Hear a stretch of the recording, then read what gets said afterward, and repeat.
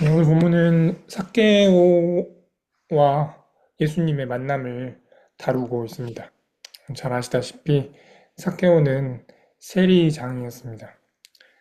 같은 이스라엘 민족에게 세금을 거두어서 로마에게 바치는 사람이었고 또 그 과정에서 부정한 방법을 사용했던 죄인이었습니다. 그래서 삭개오는 사람들에게 배척받았고 또 외로운 삶을 살았을 것입니다. 또 다른 인물 예수님께서는 오늘도 여행 중이셨습니다. 앞서서 본문들이 계속해서 예수님의 여행을 다루고 있습니다. 근데 이 여행 중에 있었던 예수님께서는 머물 집이 없었습니다. 여행 중이니까 또 머물 집이 없었겠죠. 그런데 사실 예수님께서는 원래부터 집이 없으신 분이셨습니다.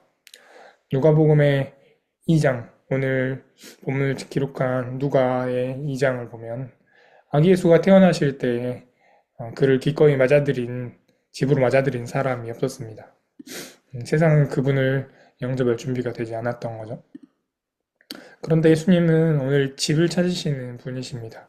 그래서 오늘 본문에서도 머물 집을 찾고 계십니다. 그래서 7절, 8절에 보면 예수님께서는 죄인 삭개오의 집에 들어가십니다.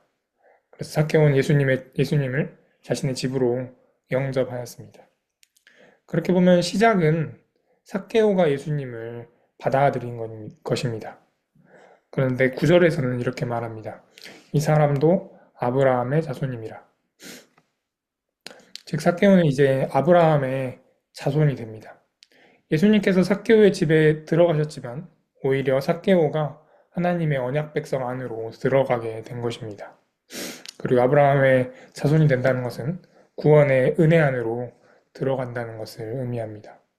결국 예수를 받아들인 삭개오는 구원으로 받아들여진 것입니다. 예수님을 삭개오가 자기 집으로 모신다고 생각했지만 오히려 구원의 질서 속으로 삭개오가 오히려 들어가게 된 것입니다. 어, 여러분 그 돛을 단 배에 그러니까 배를 돛으로 움직이는 배가 있습니다.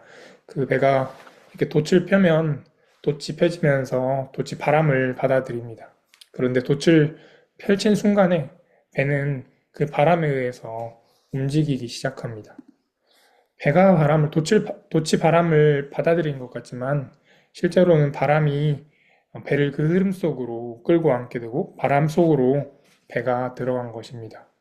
결국에 배는 바람 속에 있어서 그 바람의 질서 안에서 움직이게 됩니다.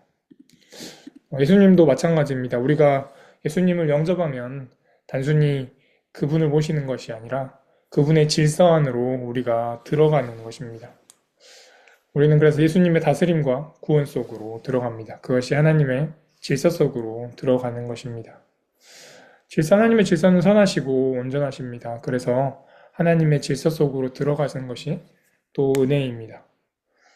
오늘 우리가 예수님을 받아들였지만 사실 우리가 그분의 은혜 안으로 들어간 것입니다. 그래서 이것이 오늘 바로 복음의 역설이며 또 삭개오의 이야기 속에서 발견하는 하나님의 구원의 질서입니다. 여러분 예수님을 다 받아들이셨을 것입니다. 그러나 받아들이신 동시에 또 하나님의 질서 속으로 우리가 들어갔고 또 그분의 은혜 속으로 우리가 들어갔습니다. 받아들였지만 또 동시에 우리가 들어가는 것을 기억하시면서 오늘 또 그 역설 속에 은혜 속에 살아가는 저와 성도님들이 되시기를 바랍니다. 기도하겠습니다. 하나님 감사합니다. 삭개오는 자기 집으로 예수님을 받아들였습니다. 예수님이 삭개오의 집에 들어갔습니다. 그러나 동시에 오히려 삭개오가 아브라함의 후손으로 들어갔습니다. 하나님의 구원의 질서와 또 은혜 속으로 들어갔습니다. 받아들였지만 오히려 들어가는 그 삭개오를 기억하면서 그 질서 속에 거하는 저와 성도님들 되게 해주십시오. 예수님의 아멘. 이름으로 기도드립니다. 아멘.